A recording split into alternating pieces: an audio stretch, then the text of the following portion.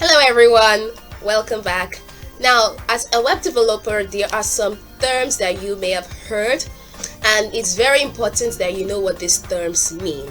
So I'm going to be explaining a few of them so that anytime you come across them, you'll be able to explain and be able to understand what it means. So number one is bug. Now, bug is an error that prevents a website or an app from running as it should. So when you hear bug next time, you know that it's an error. Then two is cache.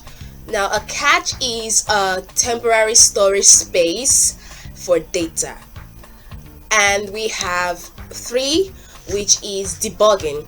Now debugging is the process of identifying and dealing with bugs. We've mentioned what bugs are earlier. And we have frameworks. Now frameworks, they make the process of building a website to be much more faster and easier.